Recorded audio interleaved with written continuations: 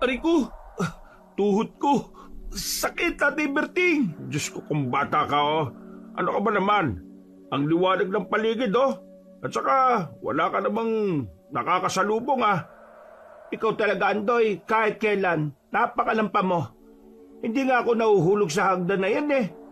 Sa susunod, mag-iingat ka kasi. Opo, Inay. Pasensya na po kayo, ah. Pinagpalang araw po, Kabanong. Tawagin niyo na lang po kong Andoy. Hindi ko tunay na pangalan. Ang kwentong ibabahagi ko ay nangyari sa akin noong binata pa ako at nang nabubuhay pa sina Tatay Berting at Nanay Pinang. Dahil madalas akong natutumba o nahuhulog, halos lampa na ang itawag sa akin ng mga tao. Maging ako'y hindi ko alam kung bakit napakahina ng tuhod ko. Pero merong pangyayari na masasabi kong nagbago sa takbo ng buhay ko. Pati na ang pagtrato sa akin ng mga tao. Kabanong, mga kabangers at mga kayanggaw, ito ang aking kwento. Bago nga pala magsimula ang ating kwento, sana'y mapindot nyo muna ang subscribe button at ang notification bell para lagi kayong nanonotify pag may bago tayong mga kwento. Pakibisita at pakisuportahan na rin ang iba pa nating mga channel. Ang Pamela Clamil Channel at ang Kabanong version 2.0. Kung wala sa mga nabanggit ko ang channel na mapapakinggan nyo na nagnanarita ko, yung channel na yon ay malamang ninakaw ang ating mga audio recordings. Huwag po nating suportahan. Mag-unsubscribe tayo dito. Naglalambing ako sa inyo na sanay yung 3 channel lang ang ating suportahan. At huwag nyo rin kalilimutan mag-like at comment.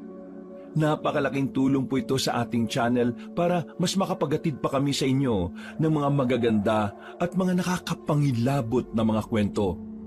At ngayon, sa ating pagpapatuloy. Oh, bakit may dala kang balde? Saan ka pupunta? Sa balon? Opo, magigip po ako ng tubig. Inutusan po kasi ako ni Nanay, eh. O siya, mag-iingat ka, ha? Mamaya, baka dahil dyan sa kalampahan mo mahulog ka pa sa balon. Hindi naman po siguro, Tay. Huwag po kayong mag-alala. Magdodoble ingat po ako. At saka, alam ko naman pong hindi ako madadapa ron, eh. Kabisado ko po ang daan kahit na nakapikit po ako. Sos, basta mag-iingat ka. Sa daanan ng paningin, ha? Huwag sa kung saan-saan o kung kanino. Opo, Inay. O sige po. Aalis na po ako para makabalik ako kaagad. O, ikat, Andoy. Teka, sabay na pala tayo. Pupunta nga rin pala ako kay kumpare. Manghihiram ako ng araro sa kanya kung bakante yon. O sige po, Tay. Tayo na po. Pagdating ko sa tapat ng balon, nagpaalam na si Tatay sa akin. Agad akong sumalok ng tubig sa balon at pinuno ang 2 balde na dala ko. Pagkatapos noon, pareho kong binitbit ang balde saka nagsimulang maglakad pa uwi. Nasa kalagitnaan ako ng paglalakad ko nang bigla akong mahatisod. Kasabay ng pagkabuwal ko, nabitiwan ko ang mga balde. Tatayo na sana ako nang sa hindi ko inaasahan ay may isang batang tumakbo palapit sa akin habang tumatawa. Lampa, binata ka na pero lampa ka pa din. Ang hina ng tuhod mo. Lampa! Uy, anong lampa? Tumigil ka nga dyan, bata. Baka tirisin pa kita yan, eh. Akala mo ba matatakot ako sa'yo? Kunwari ka pang matapang, lampa ka naman, eh. Sige nga, tumayo ka nga kung makakaya mo. Nahamon mo talaga ako, ha? Teka lang, akala mo ba hindi ko tututuhanin yung sinabi kong titirisin kita, ha? Hoy, anong gagawin mo sa anak ko, ha? Ano ka? Utak bata? Ang laki ng katawan mo, papatol ka pa sa ganyang kaliit? At sa anak ko pa, ha? Siya naman po kasi itong nanunukso, eh. Natisod na nga ako, nabasag ang baldi ko, pagtatawanan pa niya ako. Kung siya kaya ang nasa sitwasyon ko, ano ka ba naman? Bata lang yung kalaban mo, oh. Hindi mo ba naiintindihan na baka dahil yan sa kalikutan ng isip niya? Kaya kung ano-anong sinasabi. Isa pa, hindi naman kasalanan ni Oliver kung nadapa ka. Tama po kayo, tatay. Hindi ko naman kasalanan kung madali siyang madapa, eh. Malayo pa nga ako nang matisod siya. Nako, iba talaga basta lampa, eh. Tumigil ka na nga. Baka kung ano pang, ikaw ang tumigil.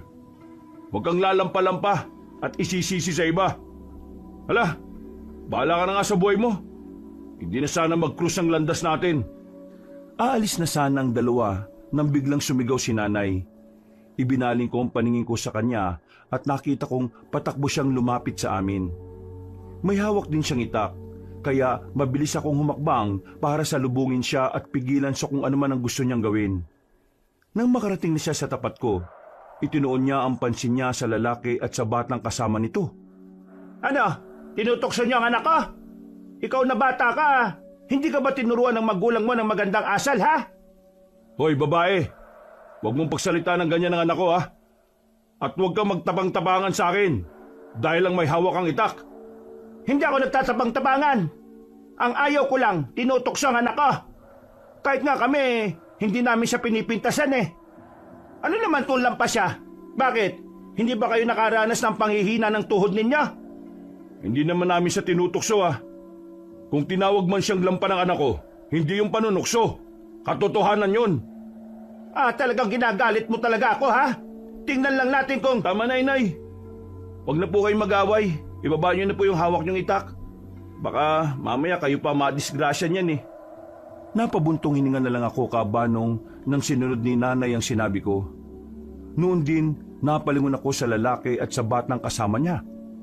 Nang maging kalmado na ang lahat, inutusan ng lalaki ang anak niyang humingi sa akin ng tawad. Ipinaliwanag din niyang mali ang ginawa ng bata.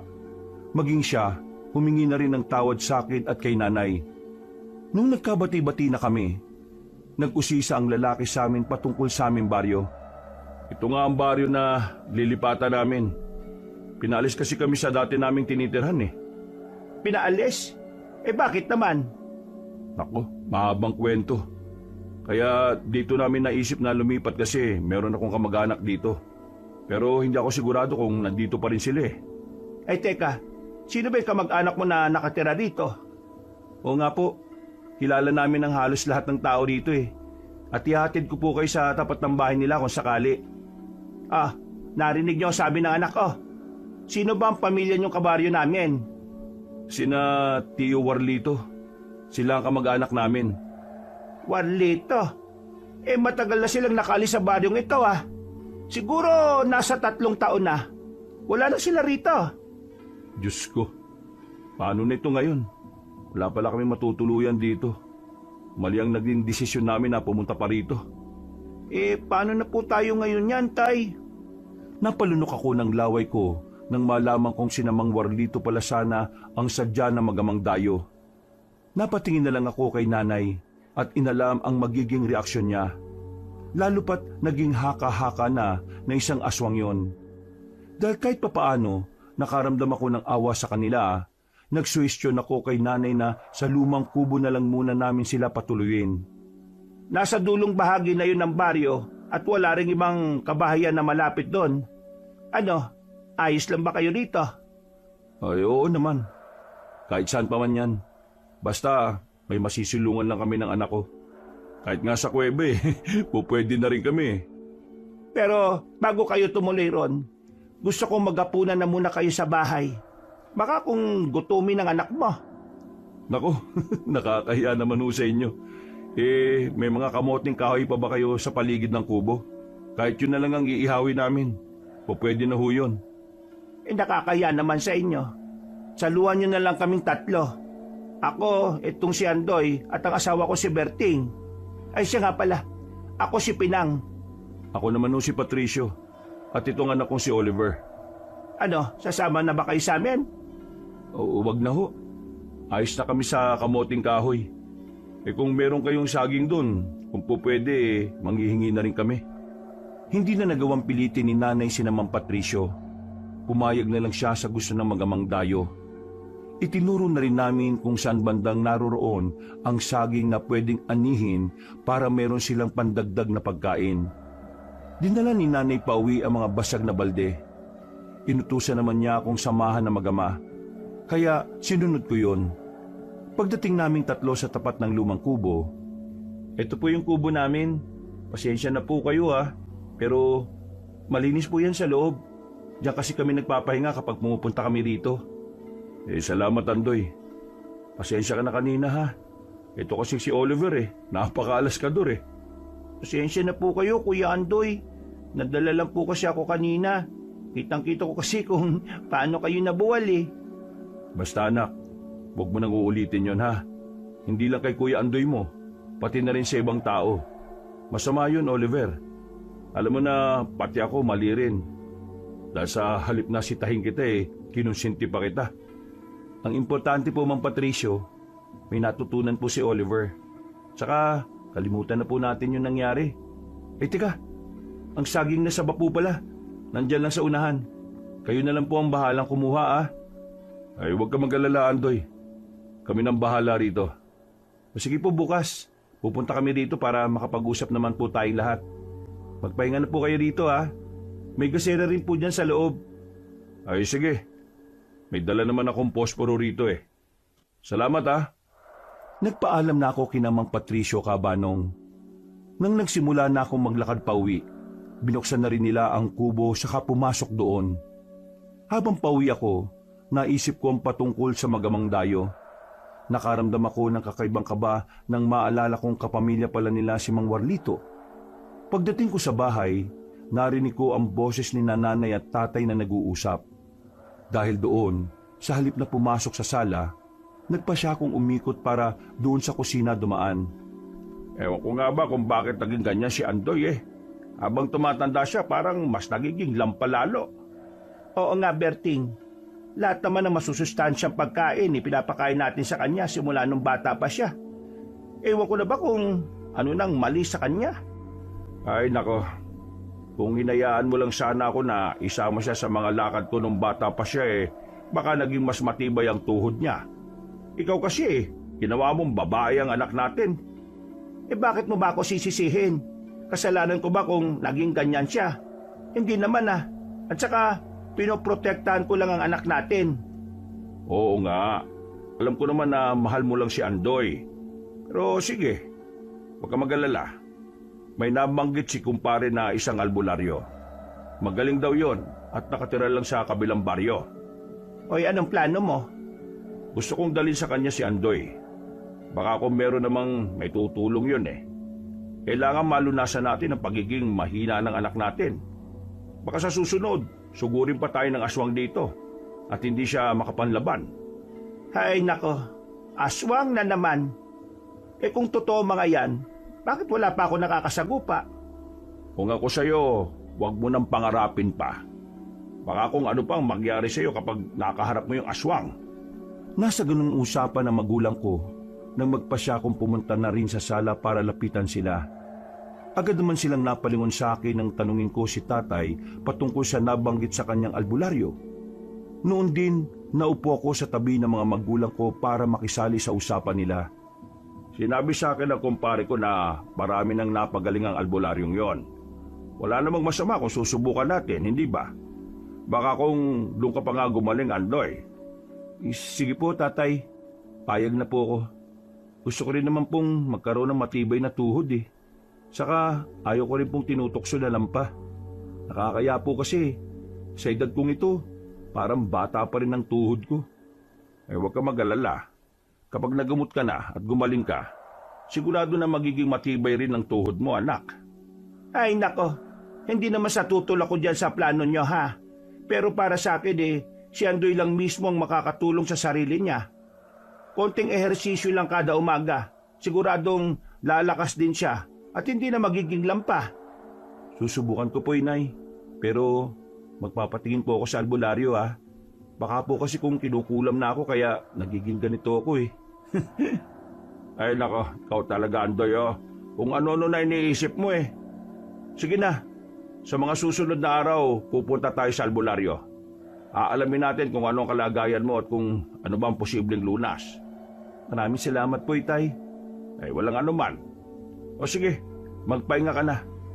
Tatawagin ka na lang namin kung luto na ang hapunan natin. Naikwento na kasi ng nanay mo ang buong nangyari Sige na anak, magpahinga ka na lang muna ron. Napatango ko kay nanay. Minabuti kong pumasok sa kwarto at mahiga na muna. Habang nasa ganong sitwasyon, napangiti ako dahil nagkaroon ako ng pag-asa. Maging ako man, hindi ko ginustong maging lampa, lalo pat binata na ako.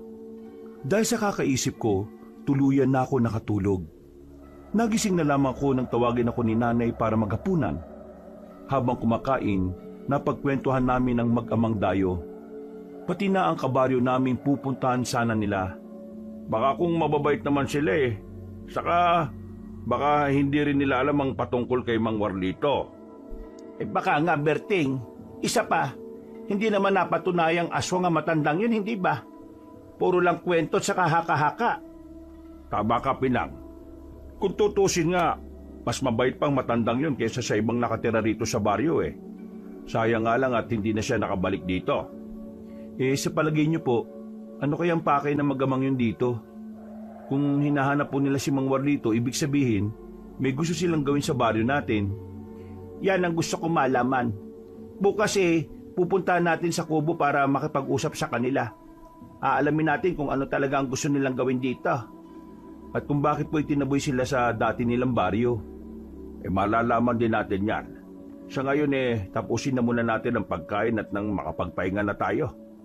Ay sige na, ito na muna natin ang pansin natin sa pagkain. Hindi dapat pinaghihintay ang grasya ng Diyos. Tinapos naming tatlo ang paghahapunan. Pagkatapos noon, nagpahinga kami ng kaunti saka nagpa siyang matulog. Dahil sa pagod, napahimbing ang tulog ko. Kinabukasan, pagkagising ko, naabutan ko sina nanay at tatay na naghahanda na ng pagkain. Tinanong ko sila kung saan sila pupunta. Nang sinabi nilang tutungo sila kina Mang Patricio, nagpa siya akong sumama sa kanila. Pagtingin namin sa aming kubo, naabutan namin ang mag-ama na nakatambay sa labas. Kayo pala mga pinatuloy ni Pinang dito sa kubo namin. Magandang umaga sa inyo. Magandang umaga rin ho. Oo pasensya na kayo sa abala ha. Wala kasi kaming ibang matutuluyan. Huwag kayong mag-alala. Paglipas ng ilang araw aalis din kami ng anak ko. Wag na. Tumito na lang muna kayo. Wala namang tumatao rito sa kubo Saka naikwento na rin ni Pinang ang patungkol sa inyo. Patricio, bakit ba kayo pinaalis sa baryo ninyo? Ano ba ang naging kasalanan ninyo? Si Pinang ang ibig niyang sabihin bakit kayo umalis sa dati niyong baryo? Kung tutusin, mukha naman kayong mabait Saka kawawang anak mo dahil sa ginawa nila. Mahabang istoryo Pero sige, ganito kasi yon. Merong sumalakay sa baryo namin at saka sa Mampalad, kasama ang asawa ko sa mga napatay nila. Teka po, sinong sila po ang tinutukoy niyo, Mang Patricio? Mga aswang. Muli silang umatake sa baryo namin pagkalipas ng halos isang dekada. Talagang napakahayop na mga aswang na yan no? Halos hindi na sila maubos at napakabilis nilang dumami. Huwag lang sanang dumating ang araw na pati rito sa baryo manlalasa na rin ang mga yan. Oo nga Pero kung darating man ang araw na yan, hindi ako papayag na may masaktan sa kahit na sino man sa atin. Basta kung kailangan nyo ng tulong, nandito lang kami. O kung sakali man na aalis na kami ng anak ko, ipapaalam ko rin kagad sa inyo kung saan kami pupunta.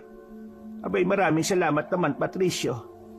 Nagpatuloy ang naging pag-uusap namin hanggang sa malapit ng mananghalian. Nagpaalam na kami kina Mang Patricio at sinabihan silang kainin ng dala naming pagkain. Pagdating namin sa bahay, kumain agad kami at pinag-usapan ng patungkol sa mga sinabi ni Mang Patricio. Medyo duda si tatay sa kanyang mga ikinuwento, pero naawa siya kay Oliver. Dahil wala silang masisilungan kung sakali mang palisin namin sila. Baka nga sila palang totoong aswang Napansin ko kasi si Patricio parang hindi siya makatitig ng diretso sa akin. Baka po nahihiya lang sa inyo, Tay. Oo nga. At saka wala namang naging kababalagan dito sa atin simula kahapon nang dumating sila. Yun na nga. Ihintayin pa ba nating magkaroon ng milagrong nangyayari rito? Pero sige, hahayaan na lang muna natin sila. Pero kung may mananalasa ang mga aswang rito, sila ang unang pagdududahan ko. Ano ka ba naman, Berting? Akala ko ba ayos lang sa'yo na patuloyin sila sa kubo natin? Oo, ayos lang sa akin. Pero basta, wag lang silang magpapahuli na meron silang binibiktima, kundi hindi ko sila sasantuhin. Kung ano-ano pa ang sinabi ni Tatay Berting ng mga sandaling yon, Kalaunan, para maibaling ang usapan, nag-usisa si nanay kung kailan ako dadali ni tatay sa albularyo. Ipinaliwanag naman ni tatay na hindi ganun kadali, lalo pat may mga obligasyon din ang naturang manggagamot. Gayunpaman, nang lumaon, sinabi ni tatay na susubukan namin puntahan ang albularyo kinabukasan. Pagkatapos kumain, nagpasya kami ni Tatay Berting na magpahinga muna sa labas. Sana hindi mangyari ang pinangangambahan ko. Ang may umataking aswang dito sa atin. Bakit naman po, Itay? Mukhang imposible naman pong may susugo dito sa atin eh. Wala silang mapapala rito sa baryo. Yan din ang iniisip ko. Ganun pa man, hindi dapat tayo makampante. Kung totoo man o hindi ang sinasabi ni Patricio, siguradong makakaapekto pa rin yun sa presensya ng mga aswang dito. Paano naman po niyo nasabi yan, Itay? Kung totoong inatake sila ng mga aswang at nakatakas sila, siguradong hahabulin sila ng mga yon. At kung sila mismo ang aswang, mag-aasik sila ng takot dito. Lalo pat wala pang gaanong nakakakilala sa kanila. Mas mabuti siguro kung magmamatsyag na lang po muna tayo sa paligid. Kahapon lang naman po sila nagpunta rito eh. Tama ka, anak. Pero wag ngayong gabi. Aalis pa tayo bukas para patingin sa albularyo yung kalagayan mo. Sige po. Sana nga merong gamot dito eh. Kung nga po ba kung bakit nangihina ang tuhod ko. Lalo na kung nagmamadali ako o nakakaramdam ng tensyon. Sige lang. Magiging matibay rin yan. Maghahanap tayo ng lunas dyan, Andoy. Maraming salamat po, Tay. Walang anuman, anak. Nanatili kami roon ni tatay ng ilang oras hanggang sa pareho na kaming nakaramdam ng antok. Saktong pagkapasok namin sa bahay, nakalatag na ang mga banig nila ni nanay. Pumasok na rin ako sa kwarto ko, sa kami nabuting magpahinga na muna. Makaraan ng ilang minuto, tuluyan na rin akong nakaidlip. Kinabukasan, maaga kaming umalis ni tatay para pumunta sa kabilang baryo. Hinanap namin ang bahay ng albularyo at sa kabutihang palad, natagpuan din namin yon. Alam ko kung anong kayo yung dalawa rito. Dito kayo para hanapan ng lunas sa kalagayan ng binatang yan. Tama po kayo, Tandang Isabelo. Magagamot niyo po ba ako, Tandang Isabelo? Medyo nakakaya po kasi. Isipin po ninyo, sa edad kong ito, napakahina pa po ng tuhod ko. Halos araw-araw nadadapa po ako eh. Sandali, titignan natin sa pamamagitan ng tubig sa planggana kung ano ang naging sanhi ng pagiging ganyan mo. Sige po. Hindi! Mukhang wala ng lunas sa kalagayan mong yan. Pero hindi ko makita kung ano ang totoong rason. Parang may umaharang sa kakayahan ko. Ano pong ibig niyong sabihin, Tandang Isabelo? May mas malakas na kapangyarihang humaharang sa akin. Hindi ko malaman kung ano. Pero nararamdaman kong merong dapat gampanan ng binatang ito. Pero sa oras na gampanan niya yon, manalagay sa panganib ang mga mahal niya sa buhay. Ano pong tinutukoy niyo, Tandang Isabelo? May kung anong nakatanim dyan sa loob mo na kusang gagana kapag nasa panganib ka. Hindi ko lang masabi kung anong uri ng mutsa ito. Pero mag-iingat ka. Kapag nagsimula ka ng makisawsaw sa gulo, kailangan mong tapuksin ito. Dahil kapag hindi, mauubos kayong lahat. Ano pong klaseng pananalita yan, Tandang Isabelo? Tinatakot mo ba kami? Hindi mo nga masabi kung anong misyon ni Andoy eh. Hala, mas mabuti pang umuwi na kayo. Nararamdaman kong may panganib na paparating sa mga liblib na baryo. Maganda na lang kayo para mailigtas sa mga sarili ninyo. Dahil bigo kami ni tatay na makahanap ng lunas, nagpasya na lang kaming umuwi. Pagdating sa barangay namin, sinabi namin kagad sa mga kalugar namin ang naging babala ni Tandang Isabelo. Nagkibit-balikat na lang sila. Kaya sa halip na ipilit ang sinasabi ng albularyo, minabuti namin ni tatay na umuwi na lang. Ikinuwento namin kay nanay ang sinabi ni Tandang Isabelo, pero pati siya hindi naniniwala. Kapinaglalaroan lang kayo ng albularyong yan. Kung manggagamot siya, di sana nalaman niya kung ano ang posibleng dahilan ng panghihina ng tuhod niya, Andoy. Sa bagay, baka hindi albularyo ang kailangan natin. Baka totoong doktor. Ay nako, kung totoo man ang sinasabi niya o hindi, ang pagtuunan na muna natin ang pansin sa ngayon yung posibleng panganib na dala ng mga aswang. Ay bakit? Pati bang albularyong yon? Sinasabing aswang sina Patricio? Hindi po, Nay. Wala naman pong nabanggit na ganun si Tandang Isabelo. Pero pinag-iingat po niya tayo sa posibleng pananalasa ng mga aswang sa lugar natin. Lalo na raw po rito sa baryo. Kung totoo man ang sinasabi ng albularyo, sigurado namang makakaya ng mga kalalakihan dito sa baryo ang mga iyot eh. Yun na nga ang problema. Hindi sila naniniwala sa sinabi namin. Baliwala lang sa kanila eh. Kung ganon, bahala sila. Kung totoo man o hindi ang sinabi ng matandang albularyo, kailangan maging handa pa rin tayo. Tama ka, Pinang. Kaya ngayon din mismo, kukuha ako ng mga pangontra sa gubat. Maliligiran natin ang baging ng makabuhay ang bakuran natin. Tingnan na lang natin kung makakapasok pa sila. Noon din, niyaya ko ni Tatay para manguha ng baging na makabuhay. Nang medyo marami na ang nakuha namin, nagpasya na kaming umuwi. Isinabit namin sa bakod ang mga baging para maging pangontra sa mga aswang. Kinagabihan, maaga kaming nakatulog. Kampante kami na kung aatake man ang mga nilalang na yon, hindi sila madaling makakapasok sa aming bakuran. Bandang 12:00 ng hating gabi, nagising ako dahil sa langit-ngit ng panara ng bintana. Naabutan kong nakasilip sa labas si Tatay. Kaya bumangon ako saka lumapit sa kanya. Tay, ano pong meron sa labas? Bakit po parang may tinitingnan kayo riyan? Hindi ako sigurado kung ano andoy Pero may nakita akong nilalang na gumagalaw. Parang papunta yun sa manukan natin Ano kaya kung tingnan po natin? Baka aswang na yun, Tay. Sigurado na aatakihin niya yung mga manok natin dun.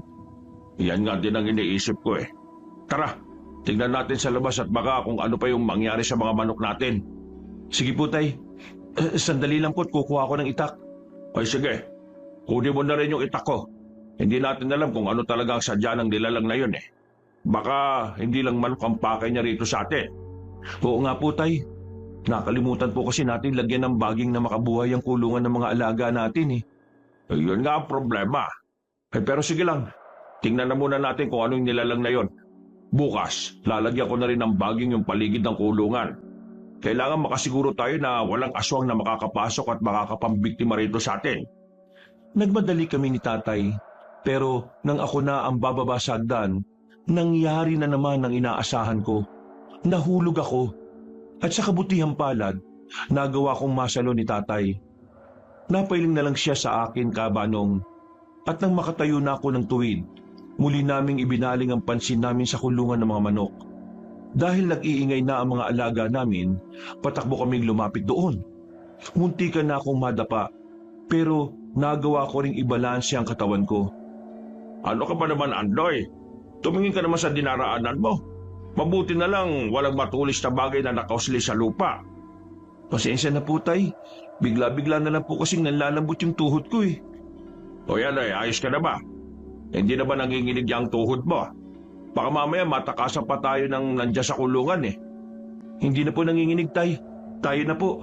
Mukhang may naririnig nga akong angil Baka sinisimulan na ng nilalang nakainin yung mga manok natin. Ay sige na, ihanda mo na yung itak mo. At baka kapag nakita niya tayo ibabaling niya sa atin ang atensyon niya. Sige po, Tay. Teka, naaninig ko na po yung nilalang na nasa loob ng kulungan ng manok natin. Anyong tao po siya, pero sobrang itim po ng balat. Aswang yan, anak. Talagang nakarating na ang mga hinayupak na yan dito. Lapitan natin ang kulungan ng manok. Huwag ka lang gagawa ng ingay at napakatalas pa naman ang pandaman nila. Opo, Tay. Masusunod po. Naging maingat kami ni Tatay sa paglalakad hanggang sa makalapit kami sa kulungan ng manok. Nalaman namin na sinira niya ang pintong yun, kaya nakapasok siya. May ilang manok nang nakakawala, pero nakita naming 3 sa mga manok namin ang pinatay ng nilalang. Magpapasok na sana si Tatay sa kulungan nang biglang napalingon sa amin ang nilalang. Inakala kong susugurin niya si Tatay, pero sinira ng aswang ang kulungan at nagmamadaling tumakas. Anak, ang aswang! Nakatakas! Kailangan mahabol natin siya at mapatay! babalik pa siya sa susunod. At baka kung may iba pa siyang kasama. Sige po, Tay. Doon po siya pupunta sa gubat. Habulin ko po siya. Sige, sasama na rin ako sa iyo. Kailangan madakip natin yon. Pero mag-iingat ka ha. Baka matapa ka na naman ng wala sa oras. Huwag po kayong mag-alala, Tay. Hindi na rin naman po nanginginig ang tuhod ko eh. Hindi ako natatakot sa nilalang na yon. Kung kailangan labanan ko siya, gagawin ko. Basta kapag nahuli mo siya, sumigaw ka kagad para malapitan ko kayo. Ako, papatay sa aswang na yon. Sige po, Tay. Masusunod po. Mas nauna akong tumakbo kay Tatay. Nang maaninag ko ang nilalang na malapit na makapasok sa kasukalan, mas binilisan ko pa ang pagtakbo ko. Nalaman kong mas mabilis akong makalapit sa kanya kung dadaan ako sa kanang bahagi, kaya lumihis ako ng landas na tinatahak. Mas lumakas pa ang kabog ng dibdib ko nang mapalingon sa akin ang nilalang at mapangisi. Nang malapit na ako sa aswang, napasigaw ako kay Tatay. Itinaas ko na ang kamay kong may hawak na itak. Nang susugurin ko na sana ang nilalang, bigla ako natisod sa nakausling ugat ng puno. Sakto namang nakalapit na sa akin si Tatay. Nasaan ang aswang? Sinabi ko naman kasi sa iyo mag-iingat ka eh. Sige na, tumayo ka na. Pasensya na po kayo, Itay. Hindi ko po kasi nakitang may nakausling ugat ng puno eh. Isa pa po, bigla na naman pong nanghina ang tuhod ko. Ay teka, mukhang pumasok na po siya sa gubat. Ayos lang. O ano, mahina pa ba yung tuhod mo? Kung gusto mo, hintayin mo na lang ako rito. Ako nang hahabol sa aswang na yon. Hindi po, Tay. Sasama po ako sa inyo. Hindi ko po kayo iiwan. Mamaya baka may mga kasama pa yung nilalang na yun eh. Baka malagay pa kayo sa alanganin. O siya, sige. Hindi na nga lang ako lalayo sa iyo. Baka mamaya mas malala pa mangyayari sa iyo. Tara na. Sige po, Tay. Tayo na po. Teka. May naririnig akong ingay sa bandang gitna ng gubat Malamang, yan na yung aswang na hinahabol natin. Doon tayo na diretso. Gagawa tayo ng paraan para masukol yon. Sige po. Kung dayo dito ang aswang na yan, sigurado naman pong mahihirapan siyang makalabas dito. Tama ka, Andoy. Yan ang lamang natin sa kanya. At dahil dyan, madali natin siyang mahuhuli. Dumiretso kami ni Tatay sa paglalakad hanggang sa makarating na kami sa bandang gitna ng gubat. Nang nandun na kami, iginala namin ang paningin namin sa paligid. Sinipat namin ang mga posible niyang daanan hanggang sa may mapansin akong likido sa mga tuyong dahon. Nilapitan ko yon, saka inamoy. At halos maduwal ako dahil doon. Ano ba yan, anak? Bakit parang nandidiri ka dyan, ha? Hindi ko po alam. Malapot po kasi ito tapos napakalansa na ewan. Teka, mukhang meron pa po sa bandang unahan, Aba, mukhang laway yan ng aswang, Tingnan mo, may mga patak pa ng dugo. Sigurado na dyan siya dumaan papuntang kanluran. Sige po, Tay. Tayo na po. Yan na lang sundan natin para matuntun kaagad natin ang aswang na yon. Yan din ang naiisip ko. Huwag lang magpapauli sa akin ng aswang na yon. Tatapusin ko talaga masasayang araw niya. Tingnan na lang natin kung baka pambiktima pa siya habang buhay. Sinundan nga namin ni Tatay ang patak ng dugo at laway hanggang sa makarating kami sa isang mataas na puno. Sinipat ko ng maigi ang itaas ng puno, ngunit dahil limitado na ang liwanag ng buwan na tumatama roon, wala akong nakita. Napamura na lang si Tatay na makarinig kami ng ingay na lumundag pababa sa lupa. Kasunod noon, may naaninag kaming nilalang na mabilis na gumalaw papalayo sa amin. Ang walang yang aswang na yon, matiyatsepuan ko rin yan. Hindi ako papayag na uubusin niya mga alaga natin. Kung alam po niya na marami siyang hayop na mabibiktima rito, sigurado po na babalik siya dito, Tay. Sigurado yan, anak. May mga nambibiktima na nga rin sa ibang baryo Baka siya rin yung aswang na yon. Bakit po kaya hindi nila mahuli yung nilalang na yun, Tay? Kung marami ang tao na tumutugi sa kanya, mas madali sana siyang madadakip Yan din ang iniisip ko. Baka naman natatakot ang mga tao sa kanya. Sa bagay, nagawa nga niya makatakas mula sa ating dalawa Kung hindi lang sana ako naging lampa, sana naabutan ko siya kanina. Walang yari naman kasi itong tuhod ko Parang tuhod ng isang bata. Huwag mo lang sisihin ang sarili mo, anak. Wala ka namang kasalanan Hayaan mo, makakahanap din tayo ng gamot dyan. Hindi ako susuko sa pagtatanong sa mga kakilala ko kung ano ang posibleng paraan para maging matibay ang tuhod mo. Maraming salamat po, Tay. Sana nga po malunasan na ito para hindi na po ako maging katawa-tawa sa baryo natin. Pati mga bata, parang hindi na ako ginagalang eh. Pagalitan mo kasi. Huwag mo silang hayaan na hamakin ka lang nila ng ganun-ganun na lang. Kung gusto mo, pwede mo naman silang batukan eh. Huwag na po, Itay. Baka kung ano pang isipin nila. Umiiwas na nga lang ako sa kanila eh.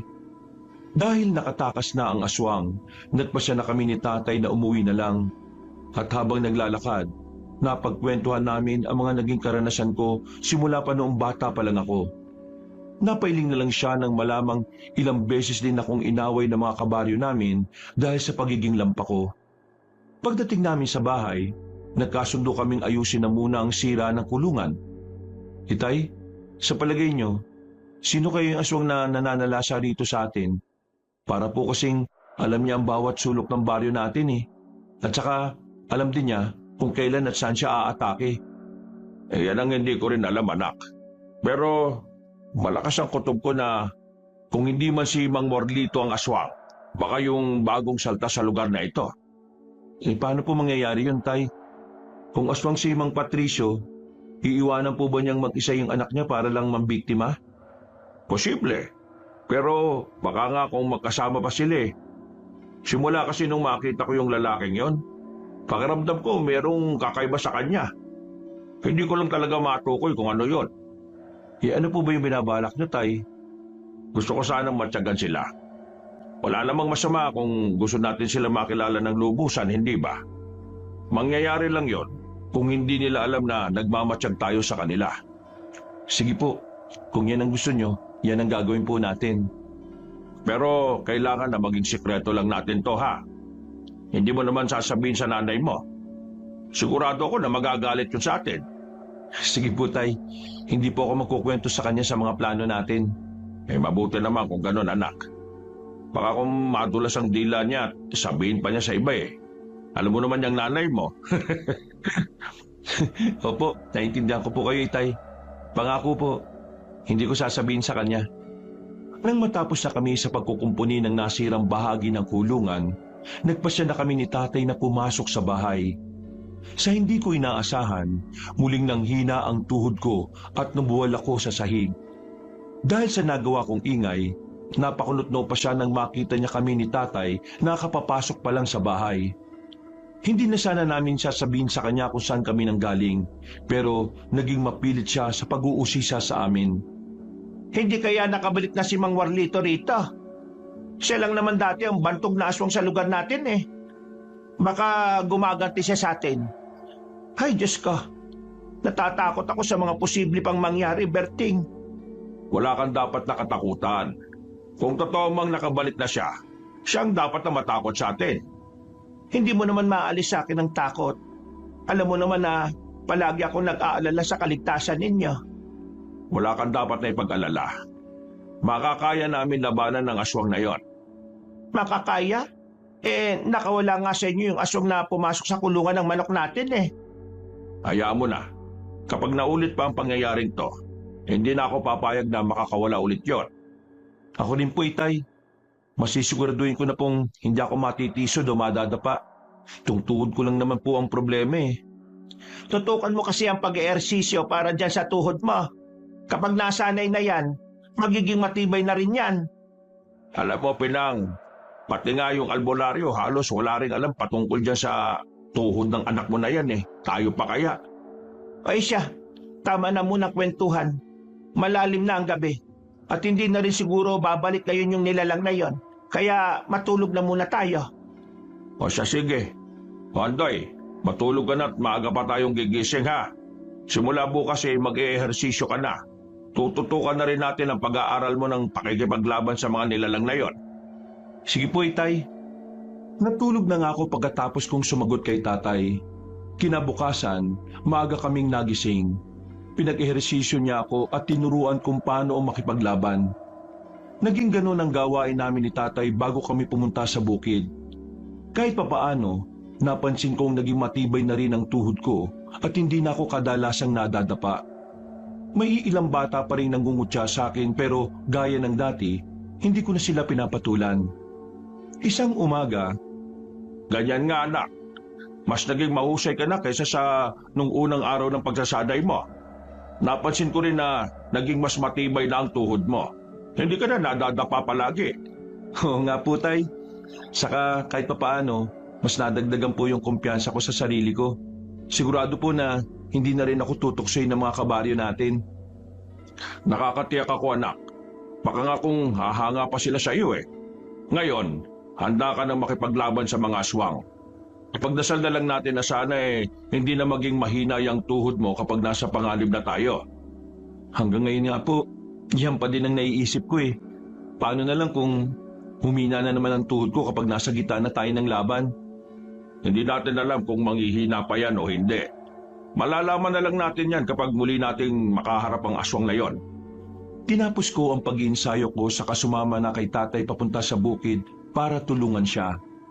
Nang matapos na kami sa gawain namin doon, nagpasya na kaming umuwi. Subalit sa halip na dumiretso sa bahay, sinabi ni tatay na pumunta kami sa lumang kubo namin kung saan nananatili ang dayong magama. Nung naroon na kami, minabuti namin na magtago na lang upang matyagan sila. Sakto namang nagkukwentuhan silang magama, kaya nakinig kami ni tatay. May mga naririnig akong ingay kagabi sa paligid eh. Kung hindi ako nagkakamali, aswang yon. Ano pong gagawin natin, Tay? Upang hindi na tayo ligtas sa lugar na to. Hindi tayo dapat umalis. Meron akong misyon dito. Saka na lang tayo lilipat kapag natapos ko na ang misyon ko. Kailangan ko munang tapusin yon para maging panatag na ang loob ko. Kayo pong bahala.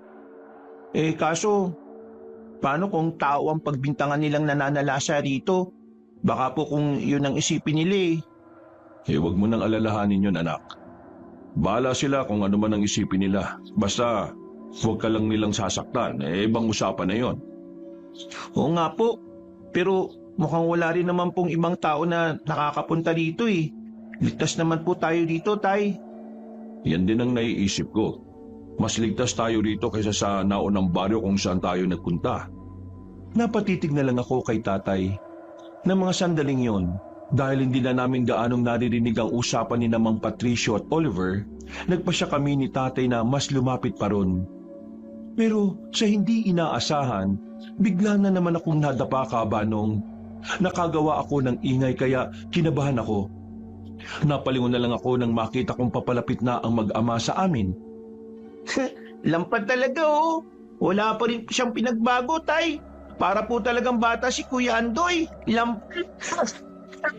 Hoy, Oliver, tumigil ka ha. Masama yung ginagawa mo.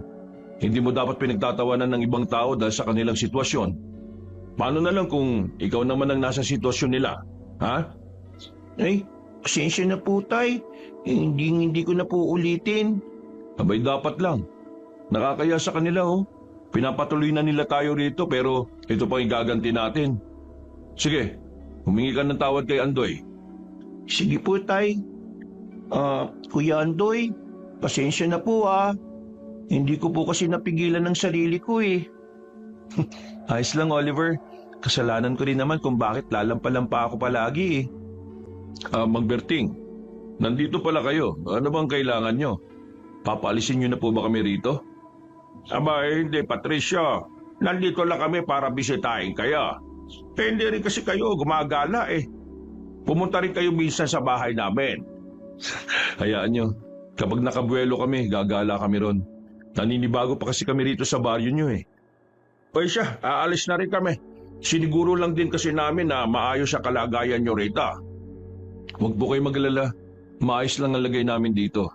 At kung sakali man na kailangan namin ng tulong, pupunta kami sa inyo. Mabuti pa nga. Basta kahit na anong oras pumunta lang kayo sa bahay ha. Bukas lagi ang tirahan namin para sa inyo.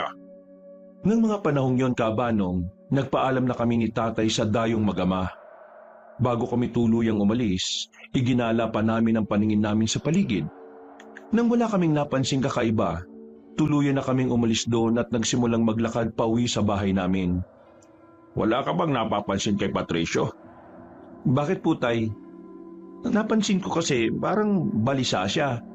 Hindi ko po alam kung may tinatago pa siya o hindi lang siya kampante na naroon tayo. Yan nga din ang napansin ko, anak. Pakiramdam ko may kung ano silang tinatago na ayaw nilang malaman natin. Ano kaya yun? Ay, siya nga pala. Pasensya na po pala kayo, Tay, ah. Kung hindi po dahil sa akin hindi po sana tayo mahuhuli. Hayaan mo na. Tapos na yun Sa ngayon, umuwi na lang muna tayo at nang makapagpahinga. Babalik pa po ba tayo sa bukid natin? Sa ngayon, hindi na. Bukas na lang kung magiging maganda panahon. Isa pa, parang kabilugan ng buwan mamaya Kinakailangan nating magbantay sa paligid. Sige po, baka po kasi kung haatake ulit yung aswang na yun Tama ka, anak. Hindi natin hahayaan na mabawasan nila ulit yung manok natin. Kapag umatake siya mamaya, kailangan na natin siyang mahuli. Hindi lang tayo ang peperwiswin yan kung sakali. Oo nga po, Tay.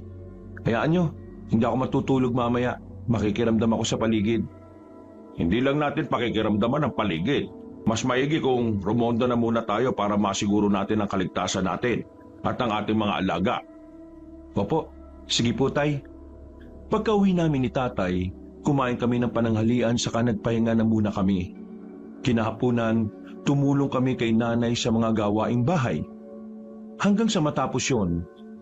Dahil sa pagod namin, nagpasya kaming tumambay na muna sa labas ng bahay. Nasa kalagitnaan kami ng pagkukwentuhan nang mapadaan ng isang kabaryo namin at nagkwento patungkol sa nangyari sa mga alagang bibi niya. Nagbigay lang siya ng babala. Agad din siyang umuwi. Kung sino man ang aswang na nananalasa rito, o kung may mga kasamaan pa siya, talagang napakahayop nila. Baka sa susunod, mga tao na ang bibiktimahin nila. Yan nga rin ang inaalala ko simula pa noong una Paano na lang kung pati tayo mga tao na naman ang pagdiskitahan nila? May subukan lang nila. Mahinala na ako kung sino ang aswang Huwag lang siyang magpapahuli dahil pagbabayaran niya yung mga ginawa niya sa mga manok natin. Sino po, Tay? Basta, di ko na muna sasabihin. Kailangan mapatunayan ko muna ang hinala ko. Huhulihin ko siya sa akto para hindi na makapalagpa. Sige po. Nakahanda naman po akong tumulong sa inyo kung sakali. Huwag mong sabihin na ang mga dayong yun ang pinaghihinalaan mo. Mukha namang mababait sila. Isa pa, hindi pa natin sila lubos na kakilala. May punto rin po kayo, Inay. Pero paano naman po natin sila makikilala ng lubos? Halos hindi na sila umaalis sa lumang kubo natin. Kaya nga gusto ko sana puntahan natin sila para makipagkwentuhan sa kanila. Ay nako, doon na kami nanggaling ni Andoy kanina. Sinubukan namin sila kausapin pero parang umiiwas Sa palagay ko, hindi sila mapakali. Oo nga po, parang may kung ano silang tinatago o iniiwasan ano naman kaya ang iniiwasan nila? Wala naman silang dapat na itago sa atin Pinatuloy na nga natin sila sa kubo natin. Tapos yung anak niya, si Oliver, tinawanan ulit si Andoy paano kasi nakaagaw ito ng atensyon nila nung nadapa siya? Ewan ko nga po sa batang yun. Parang hindi tinuruan ng magandang asal. Palagay ko hindi siya gaanong ginagabayan ng ama niya Baka nga hindi talaga siya ginabayan at tinuruan ni Patricio ng magandang asal. Ay nako, kung ano kayon, baka ibinitin ko na siya ng patiwarik sa puno. Si Berting huwag ka magsalita ng ganyan. Baka iba lang ang estilo ng pagpapalaki ni Patricio sa anak niya. Sa bagay po, baka nga po ganun na nga. Nagpatuloy ang kwentuhan namin hanggang sa tuluyan ng dumilim ang paligid. Naunang pumasok sina Nanay at Tatay sa bahay para maganda ng magiging hapunan namin. Ako naman nanatili na muna sa labas para magbahangin at makapagmuni-muni. Nasa ganong sitwasyon ako nang may maaninag akong papalapit sa akin. Napamulagat na lang ako nang mawari kong si Tandang Isabelo yun. Ano pong kailangan nyo, Tandang Isabelo? Gusto kitang balaan, binata. Mamayang gabi at sa mga susunod pa, huwag ka na munang lalabas. Nakita ko sa pagitay ko na napupuno ng dugo ang katawan mo. Hindi magandang senyales yun. Bakit naman po ganyan na naging pangitain nyo? Ano po bang meron sa akin? Alam po ba ninyo, Tandang Isabelo? Ikaw ang nakakaalam yan. Pakiramdaman mo ang sarili mo. Ngayong gabi, kabilugan na ng buwan. Subukan mong matyagaan ang pagbabago sa katauhan mo. Sige po, Tandang Isabelo. Gagawin ko po yan. Isa pa pala, kailangan mo ring maging maingat sa mga taong nakapaligid sa iyo. Baka nakikisilamuha ka sa mga dayo. Baka sila pa ang magpapahamak sa iyo. Meron nga pong dayo sa baryo namin. Pero hindi naman po kami nakikisalamuha sa kanila eh. Parang naiilang po kasi sila sa amin. Basta, kung ako sa inyo, matyagan nyo ang galaw ng mga yan. Sila ang magdadala ng sigalot dito sa baryo ninyo at sa iba pang karating barangay. Sige po, Tandang Isabelo. Mamatyagan po namin ang mga taong yun. O siya, sige na. Aalis na ako. Napadaan lang talaga ako para sabihin sa iyo ang nakita ko sa pagitain ko. Mag-iingat kayo, binata. Huwag kang padalos-dalos sa mga galaw mo. Opo, Tandang Isabelo. Huwag po kayong mag-alala. Mag-iingat po kami. Napangiti sa akin si Tandang Isabelo at noon din umalis siya. Napakunot-noo pa ako nang mapansin kong napakabilis niya at agad siyang nakalayo. Napaisip ako patungkol sa naging babala niya. Kaya nagpasya na akong pumasok sa bahay para sabihin kina tatay ang inilihad ng matandang albularyo sa akin. Napahala sila, kaya sinabihan nila akong magdoble ingat at huwag na munang lalabas. Sundin mo ang sinabi ng matandang albularyo. Hindi naman siya pupunta rito kung hindi ganon kaimportante ang sasabihin niya. Baka nga kung pati siya nababahala na sa nangyayari rito sa mga liblib na baryo. Yun nga rin po naisip ko, Nay. Pero kailangan ko makausap ang matandang yun. Para po kasing may alam siya patungkol sa mga aswang na nananalasa rito eh. Huwag ka na mag-abala pa, anak. Ako nang bahala dyan. Bukas pupuntahan ko siya sa bahay niya para usisain siya. Sige, at kung po pwede, humingi ka na rin ng pangontra sa kanya. Mukhang kailangan natin yan para hindi tayo mapasok ng aswang dito. Sige, titingnan ko kung magbibigay siya sa akin. Nasundo kami magpahinga na muna. Nakaidlip na ako ng halos 1 oras nang gisingin ako ni tatay. Sinabihan niya akong magbabantay sa paligid at siya na lamang ang ruronda. Nalaman ko rin na may mga narinig siyang ingay at kinutuban siyang baka may aswang sa paligid. Hindi ako sang-ayon sa kagustuhan niyang magpaiwan ako sa bahay kaya nagpumilit akong sumama kay Tatay Berting. Mas mabuti kung dito ko na lang sana sa bahay. Kailangan din ng nanay mo na kasama dito eh. Hindi natin alam kung may aswang na aatake o wala. Pero mas delikado po sa labas, Tay. Sasamahan ko na lang po kayo. Mas kailangan niyo ng tulong ko kung sakali man na palagay kayo sa alanganin. Ay sige, kung yan ang gusto mo, pumapayag na ako. Siguraduhin lang natin na hindi mapapasok ng aswang ang bahay. Baka kung ano pa ang gawin nila sa nanay mo eh. Opo, sige po, Tay. Isinara namin ng mabuti ang bintana saka nagmamadaling kumuha ng itak. Dahil maliwanag ang buwan at hindi naman masukal ang daanan, minabuti naming huwag nang magdala ng gasera. Pagkalabas namin sa bahay, isinara namin ng maigi ang pinto. Nang nagsimula na kami maglakad, may narinig kaming sigaw sa hindi kalayuan. Boses yun ng isang matanda, kaya agad naming naisip ni tatay na baka may kung anong nangyari sa kanya. Andoy, mukhang ang matandang nakatira malapit sa burol yun ah. Parang doon nagagaling ang sigaw eh. Oo nga po, Itay. Baka po doon sa bahay niya sumugod yung mga aswang. Kailangan mapuntahan po natin siya at matulungan. Tama ka, Andoy. Kung nagsisimula na silang mambiktima rito, sigurado na magiging sunod-sunod na yon kung walang pipigil sa kanila. Kung ganun po, kailangan natin pigilan na masama nila binabalak dito sa baryo.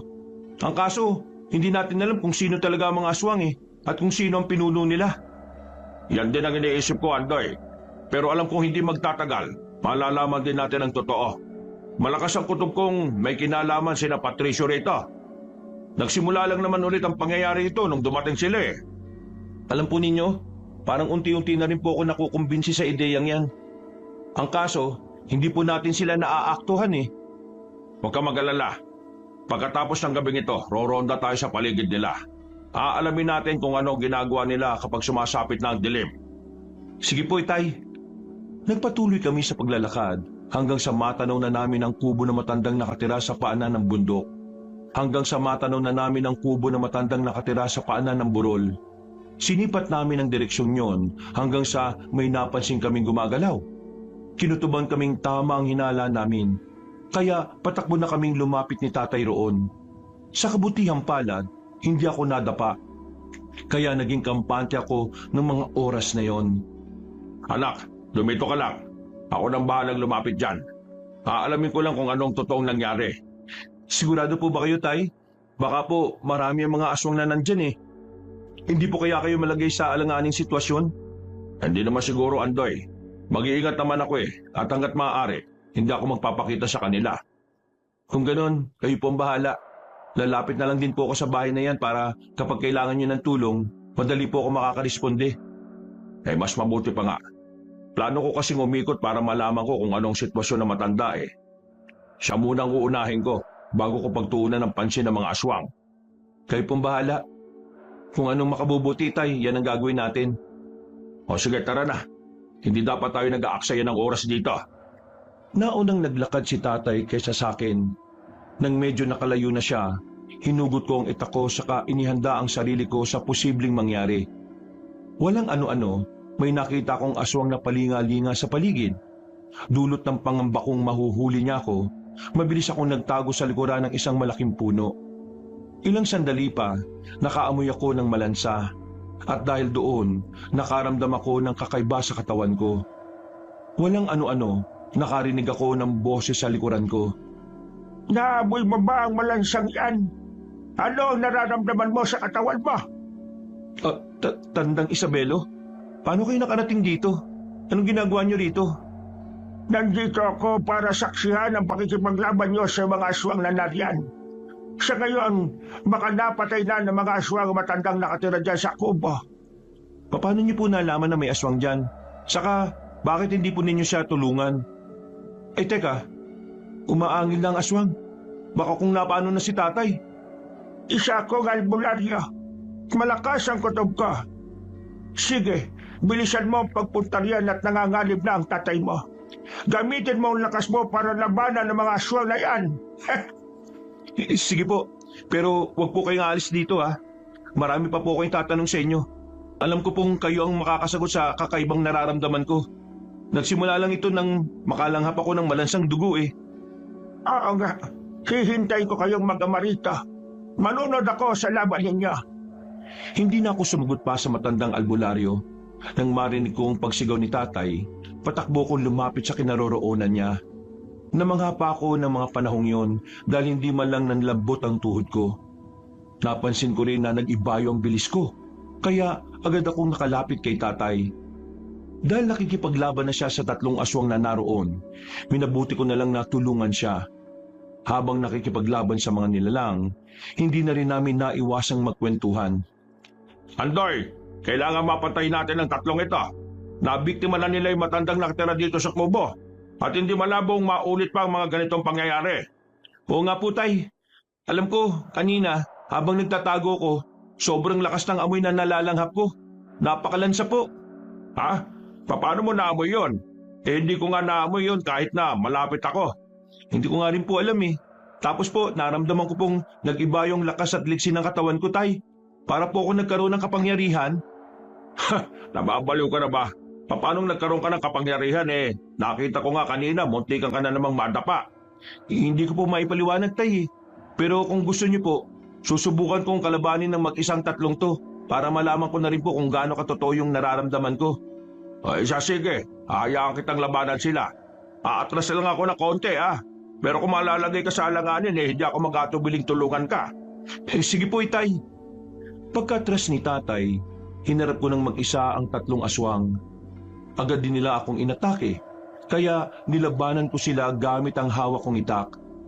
Napangisi na lang ako habang nasa ganoong sitwasyon. Dahil kahit na anong gawin nila, hindi nila ako magawang sunggaban. Sa hindi ko inaasahan, nabitiwan ko ang hawak kong itak. Napaangil naman ang mga aswang dahil sa nangyari, at sabay nila akong kinuyog. Anak, kailangan mo na ba ng tulong ko? Sabihin mo lang. Hindi po, Itay. Kaya ko po ang tatlong ito. Ngayon, tingnan niyo po at ipapakita ko sa inyo yung sinasabi ko. Eto na po, Itay. Aba, tama ang sinabi mo, Andoy Parang kang nag-ibayo ang lakas mo. Naibalibag mo ang isang nilalang. At ngayon, dalawa na lang ang problema mo. Oo nga po, Itay. Ito rin ang nararapat sa isang ito. Ngayon po, alam ko na rin tama ang nararamdaman ko. Paano kaya nangyari yan? Hindi ko rin po alam, Itay. Pero isang tao lang po ang alam kong makakapagpaliwanag sa nangyayaring to sa akin. Sino anak? Si Tandang Isabelo. Nandito po siya kanina at siya po mismo nagsabi na nag-iba yung lakas ko. Nang nakaraan po kasi, dumaan din siya sa atin. At nang maabutan niya ako may mga bagay siyang sinabi. Narinig ko pang napatanong si tatay kung ano ang sinabi ni Tandang Isabelo pero hindi ko na siya nasagot pa. Bigla kasi akong inatake ng isang aswang kaya itinoon ko muna roon ang pansin ko sa kanya. Napailing na lang ako nang makita kong bumangon din ang dalawang nilalang at sumugod sa akin. Sa halip na matakot, mas ginanahan pa ako. Bago pa man tuluyang makalapit sa akin ang dalawa, nagawa kong buhatin ng isang aswang saka ibinalibag ko yon sa kanila. Sige, ganyan nga anak. Ang mga tulad nila dapat na pinaparusahan. Lambutin mo ng itakbot nang matapos na natin to. Baka tatakas pa ang mga yan at magtawag pa ng iba nilang kasamahan. Ito na po, hawak ko na rin tong itak ko. Aba teka, mukhang tatakas nga sila. Sige Andoy, gamitin mo ang liksi mo. Habulin mo sila at patayin. Huwag mong isipin na kasalanan niyang gagawin mo. Isipin mo na pumapatay ka ng mga demonyo. Sige po itay, hindi po ako magdadalawang isip na patayin sila. Teka, hindi ko na nga po kailangan ng itak para gawin yun. Ito po, kayo na munang humawak. Kung yan ang gusto mo anak, sige, akin na. Pagkabigay ko ng itak kay tatay, napatakbo ko ng mabilis para lapitan ng mga aswang. Nang mga panahong yon, naramdaman kong nanginginig na ang kalamnan ko at parang gusto kong wakwakin ang tiyan nila. Subalit dahil alam kong kalabisan naman kung gagawin ko yon, minabuti kong baliin na lang ang leeg nila. Dahil may mga bali na sila sa kanilang katawan, hindi na nila nagawa pa ang makapanlaban. Naging madali sa akin ang patayin silang tatlo. Wala na po sila itay. Lahat sila. Bali na po mga leeg nila. Ha, napahaga mo ko anak ha. Hindi ko akalain na malakas ang loob mo. Pero sa susunod mas mabuting gamitin mo na lang itak mo sa pagpatay sa kanila. Sa patalim na yan sila dapat mamatay. Sige po itay. Ano pong gagawin natin? Baka po kung umalingasaw ang bangkay ng mga aswang na ito dito. Saka patay na rin po ang matanda na nakatira sa kubo, hindi ba? Oo anak, pero mas mabuti siguro kung pabayaan na lang natin sila. Iisipin ng mga tao na pinatay nila ang matanda. Pero may kung sino rin pumaslang sa kanila. Magsisilbi rin silang panakot sa iba pang mga aswang. Sige po, kapag nalaman po ng mga aswang ang nangyari sa kauri nila sigurado na mag-aalangan po silang umatake rito sa baryo. Oo anak, kaya tara na, kailangan na nating umuwi. Teka po, kailangan po muna natin puntahan si Tandang Isabelo. Ipapaliwanag pa po niya kasi kung ano ang nangyayari sa akin Ay bakit? Nandito ba si Tandang Isabelo? Nasaan siya? Hindi man lang niya tayo tinulungan? Nandun po sa likod ng puno kung saan ako nagtago. Doon ko po kasi siya iniwan Mas gusto niya raw pong manood sa atin kung paano tayo makipaglaban sa mga aswang. Ang sabihin niya, naduduwag siya sa mga aswang. Kung gusto niyang tumulong ginawa na sana niya kanina pa di ba? Ewan ko nga po sa kanya tay Noon din, naglakad kami ni tatay papunta sa kinaroroonan ng matandang albularyo. Pagdating namin doon, pareho kaming nagtaka ni tatay dahil hindi na namin natagpuan doon si Tandang Isabelo. Tinawag pa namin siya pero wala nang palatandaan ng kanyang presensya roon. Dahil doon, nagkasundo na lang kami ni tatay na maglakad na pauwi sa bahay. Ang hindi ko lang talaga maintindihan sa ginawa ng matandang albularyo kung bakit hindi ba lang siya tumulong sa atin. Saka, anong ginagawa niya ron kung wala naman siyang balak na kalabanin ng mga aswang? Oo nga po itay Ano nga po kaya kung puntahan natin siya para usisain? Hindi po ba hihingi rin tayo ng pangontra sa kanya? Sasama na lang po ako sa inyo. O siya, sige. Pero sa ngayon, mas mabuting magpahinga na muna tayo. Isa pa pala, maligo na muna tayo sa balon. Baka kasi magising ang nanay mo, usisain pa kung anong ginawa natin Sige po tay. Kumakapit po kasi sa balat ko yung lansa ng aswang na yun Isa pa po, nagtilamsikan kanina yung mga dugo nila. Basta, kung kailangan lumabas tayo para tugisin ang mga aswang na yan gagawin natin. Hindi tayo papayag na may iba pa silang mabiktima dito sa baryo. Sige po tay, magbabantay na po tayo sa paligid gabi-gabi. Pagka-uwi namin, naligo na muna kami ni tatay. Maswerte na nga lang kami dahil mahimbing ang naging tulog ni Nanay Pinang. Dahil doon, nakapasok kami at nakaiga sa banig namin nang hindi siya nagigising. Kinabukasan, agad na umugong ang balita tungkol sa nangyari sa matandang biniktima ng mga aswang. Naging palaisipan din sa kanayon namin kung sino ang pumatay sa mga yon. Dahil sa nangyari, unti-unting napuno ng takot ang baryo namin at isang gabi. Roronda po ba tayo ngayong gabi, Tay? Mukhang wala na rin pong aswang eh. Kailangan, anak. Baka kung masalasyan tayo ng mga aswang na yon. Kahit pa na natatakot na ang mga taga rito na lumabas, kailangan pa rin natin makasiguro. Eh di, kung ano po ang gusto nyo, Tay, yan po masusunod. O sige na. Huling pagroronda na muna natin dito sa baryo. Bukas ng gabi, pakikiramdaman natin ang paligid. Kapag tahimik naman pwede tayong magpahinga muna. Sige po, kung merong mga aatake ulit dito, ako na pong bahala sa kanila. Titiyakin ko pong hindi na ulit sila makakapambiktima pa. Tama yan, anak. Dapat hindi natin sila bibigyan ng pagkakataon. Mga aswang sila.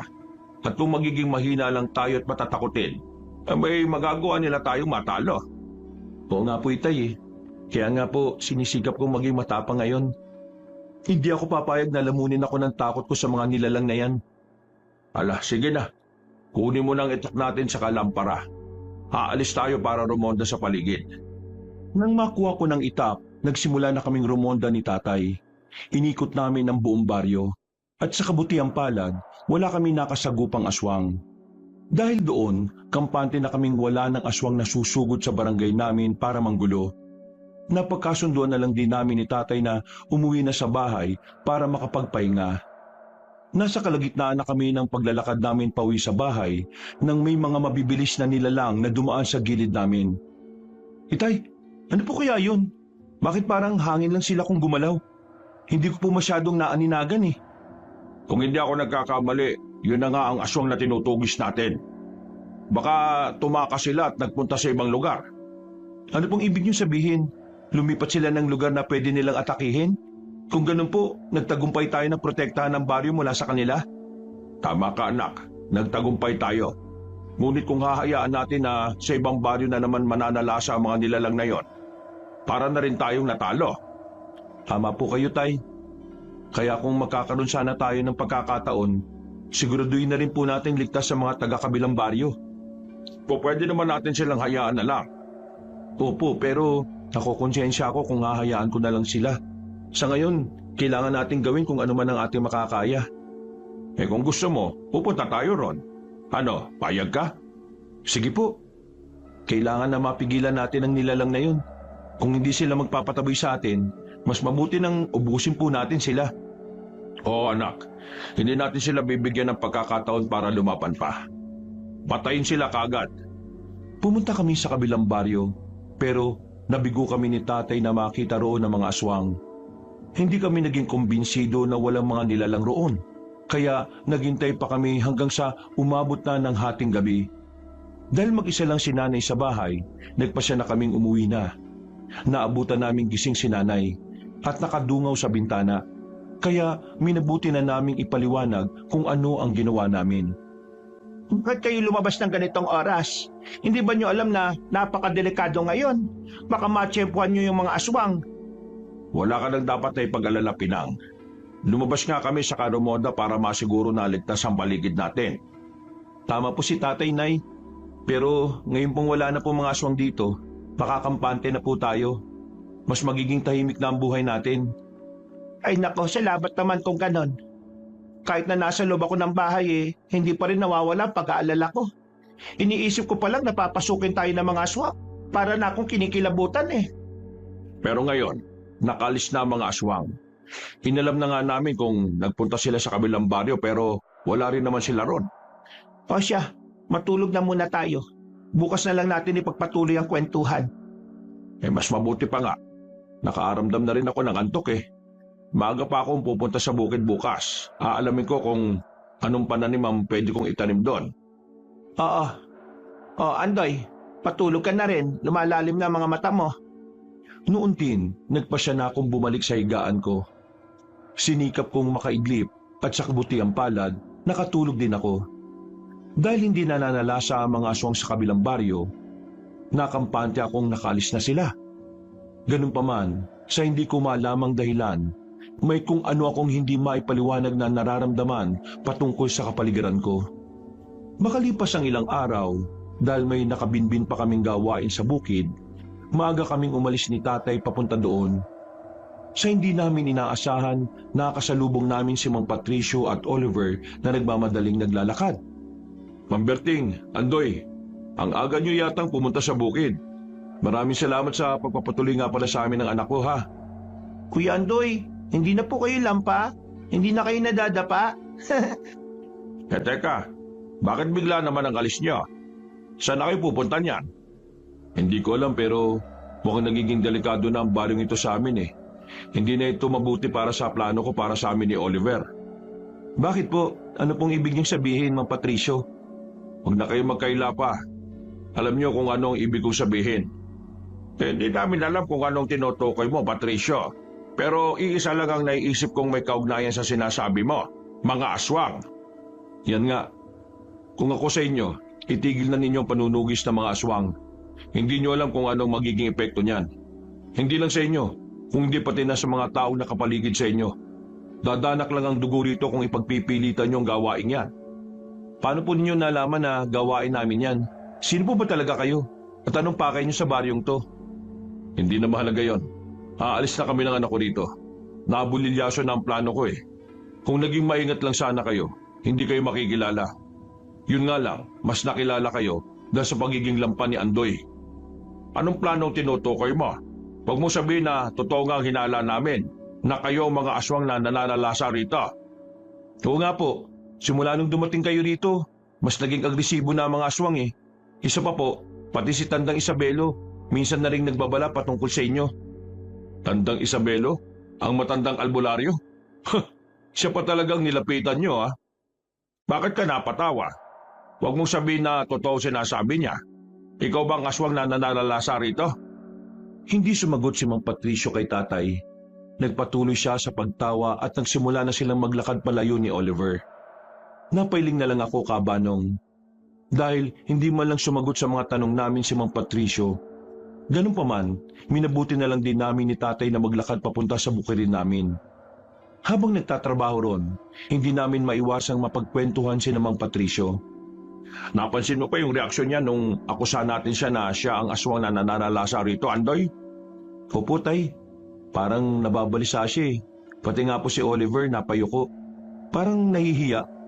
Basta, hindi ko po maintindihan, tay eh. Ngayon nakalis na sila rito sa baryo. Hindi na natin sila magagawang matyagan. Pero kung tuluyan ang nawala ang mga aswang dito, ibig sabihin lang yan, totoong hinala natin. Oo nga po, tay. Paano po kaya kung punta natin yung kubo natin? Ilang araw rin sila ron eh. Kung talagang aswang sila, kahit kaunti lang may maiiwan silang ebidensya. Sige anak, mas mabuti pa nga. Pagkatapos ng ginagawa natin, dadaan tayo ron. Tingnan din natin kung anong sitwasyon ng kubo nating iniwan nila. Sige po, itay. Bilisan na lang natin ang pagtapos nito para magawa na kagad natin ang binabalak natin. Nang matapos na namin ni tatay ang paglilinis ng pilapil at ang pagtatanim namin, agad kaming dumiretso sa lumang kubo namin.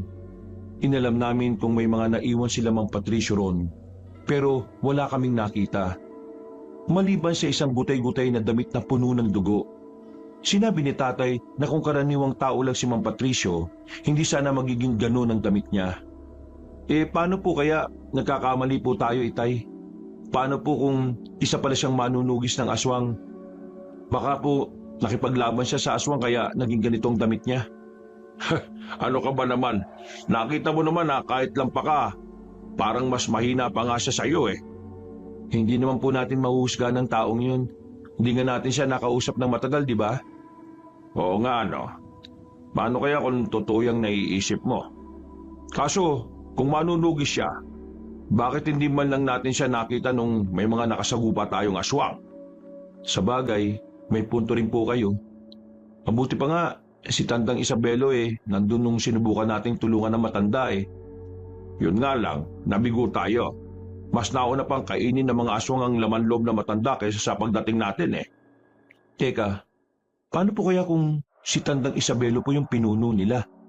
Paano po kung isang ang manunugis si Mang Patricio at ang matandang albularyong yon ang kanilang hinahanap dito? Ay nako, Andoy. Ang likot talaga ng utak mo. Para kang bata eh. Tara na nga, umuwi na tayo. Gutom na kasi ako eh. Napatango ko kay tatay at nauna na ako naglakad sa kanya. Habang pauwi, hindi nawala sa isipan ko ang bagay patungkol kina Mang Patricio at Tandang Isabelo. Sinabihan ko si tatay na pumunta na kami sa bahay ng matandang albularyo para magtanong. Pero tumanggi siya at sinabing sa susunod na araw na lang. Pagka-uwi namin, kumain lang kami at napagkwentuhan namin ang pag-alis ni Mang Patricio. Isinuwalang bahala ni nanay yun at sinabing hayaan na lang namin ang mag-amang dayo. Kung ano man ang intensyon nila rito ay bahala sila. Ang importante, hindi nila tayo sinaktan. Pinatuloy naman natin sila sa kubo natin. Nasa kanila na yun kung ano ang isusuklin nila.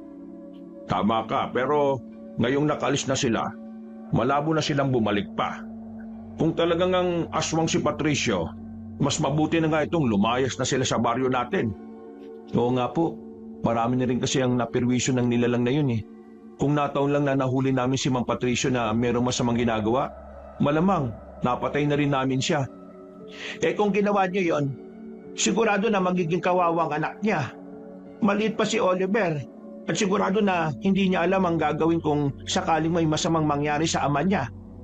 Sa bagay, pero kung talagang aswang nga siya, hindi pa babayaan ang kauri nila si Oliver. Ang kaso, panigurado na babalikan niya tayo pagdating ng panahon. Subukan lang niya. Hindi ako papayag na gagawin niya tayo na masama. Dadaan muna sila sa ibabaw ng bangkay ko. Ngayon na hindi na nanghihina ang tuhod ko, alam kong makakaya ko na silang labanan. Nagpatuloy kami sa pagkukwentuhan hanggang sa matapos na kami sa pagkain. Dahil natapos na namin ang gawain namin ni tatay sa bukid, nanatili muna kami sa bahay para tumulong kay nanay. Bandang 3:00 ng tanghali, minabuti kong tumambay na muna sa labas ng bahay. Sa hindi ko inaasahan, nakaramdam ako ng kakaiba sa hangin. Parang nagbabadyayo ng panganib. Kaya bahagya akong kinabahan. May kung ano rin sa loob ko na gustong kumawala, pero hindi ko alam kung paano. Nasa ganung kalagayan ako nang lumapit sa akin si tatay. Ibang-iba ang ihip ng hangin ngayon, ano? Parang may nakaamba na panganib sa atin. Yan nga rin pong naiisip ko, Itay. Hindi po kaya talagang nasa panganib tayo? Baka po may binabalak ang mga aswang laban sa atin eh. Ano naman kaya ang kasalanan natin sa kanila? Bakit kaya tayo ang pinupunteryan nila? Yan nga rin pong naisip ko eh. Kung tutusin, tahimik naman po tayong namumuhay dito. Oo nga, pero dahil parang nagbabadya ang hangin ng hindi magandang pangyayari, kailangan natin maganda. Sige po, Tay. Haasain ko po yung mga itak natin para mas madali natin masugatan ng mga yon. Sige anak, mag-ipon lang din ako ng mga tuyong sanga at dahon. Kapag umatake sila rito, gagawa ko ng siga para mas maging limitado ang galaw nila. Hindi nila magagamit ang kakayahan nila para makapagtago sa karimlan. Kayo po ang bahala, Tay. Nagpasya akong pumasok na muna sa bahay para hasain ang aming mga itak. Pagkatapos noon, nagpahinga ako para ihanda ang sarili ko sa posibleng laban. Kinagabihan, nagtaka kami dahil maraming kakaibang ibon ang umaaligid sa baryo. Mas naging malansari ng samyo ng hangin. Kaya lalo pang tumibay ang hinala namin patungkol sa pananalasa ng mga aswang. Ang ikinatatakot ko lang noon ay baka kung madamay ang lahat ng kabaryo namin. Kinagabihan, Itay, parang mas nagiging matapang po ang amoy niya na. Kanina, hindi naman po masyadong malansa ang hangin eh. Isa lang ang ibig sabihin niyan, anak. Papalapit na rito ang mga aswang. Ipagdasal na lang natin na sana kakaunti lang sila. Dahil kung marami, baka malagay tayo sa alanganin. At mapagdiskitahan pa nila ang iba nating mga kanayon. Basta, kung lalabas man kayong dalawa, mag-iingat kayo ha. Baka kasi kung anong gawin sa inyo ng mga nilalang na yon. Huwag po kayo mag-alala, Nay. Kaya po namin ang mga sarili namin. Hindi kami papayag na matalo ng mga aswang na yan. Abay dapat lang anak. Hanggat maaari, protektahan din ninyo ang mga kanayon natin. Sa kabila ng mga pangungutya nila sa iyo, mga kanayon pa rin natin sila. Opo, baliwala na lang din naman po sa akin yun eh. Malakas na po ako kaysa sa dati. At alam kong hindi na ako magiging lampa ulit. Natigil ang pag-uusap namin na makarinig kami ng pag-angil sa paligid. Sinundan yun ng kalabog sa labas ng bahay. Kaya nabahala na kami ni tatay. Agad namin kinuha ang aming mga itak at kasabay noon may kung anong tumama sa dingding namin na naging rason para masira yon. Agad naman kaming bumaba ni tatay at napalunok ako ng laway nang makita ang mahigit sa 10 aswang na nakandang umatake sa amin. Itay, anong gagawin natin? Baka po hindi lang yan ang aswang na posible na makalaban natin. Huwag kang panghinaan ng loob, anak. Kung nagawa mo matalo ang 3 aswang nung nakaraan, kahit nagamit lang ang lakas at liksi mo, yan din ang gagawin mo sa kanila ngayon. Sige po tay, pero baka po hindi ko kayanin ha. Huwag ka mag-alala, tutulungan kita para mas mabilis nating matalo ang mga nilalang na yan. Sige po tay, gagawin ko po ang lahat para hindi tayo mahirapan sa pakikipaglaban sa mga demonyong yan. Sumugod sa amin ang mga aswang, hindi naman kami nagpatinag at nilabanan namin sila gamit ang itak namin. Nasa ganung kalagayan kami nang marinig namin ang pagsigaw ni nanay na humihingi ng tulong. Agad ko namang sinabihan si tatay na tulungan na lamang si Nanay Pinang. Nang makalis na si tatay, itinoon ko ang buong pansin ko sa mga aswang. Walang ano-ano, may nakita kong ibang aswang na papalapit at sa kabilang direksyon na may si Mang Patricio. Kalaunan, nagawa ko matalo ang mga nilalang sa paligid ko, kaya patakbo kong sumugod sa dayo. Tama nga sinabi ni tatay at ni Tandang Isabelo. Kayo nga ang aswang. Ano, mga alagad ba ninyo ang mga umatake sa amin? Ano motibo nyo? Ha? Anong ibig mo sabihin? Hindi ako aswang. At kung naniniwala kayo sa mga sinasabi ng magaling na albularyong yon, nagkakamali kayo ng pinapanigan. Anong ibig nyo sabihin, Mang Patricio? Hindi ko po kayo maintindihan.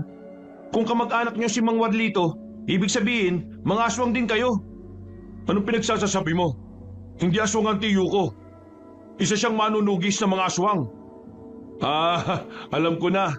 May nagpapakalat dito na isa siyang aswang, tama? Eh kung hindi siya aswang, sinong totoong aswang? At sino ang may motibong magpakalat ng maling impormasyon? Si Tandang Isabelo. At nandito ako para patayin siya. Hindi ko akalain na marami pa rin ang mga alagad niya.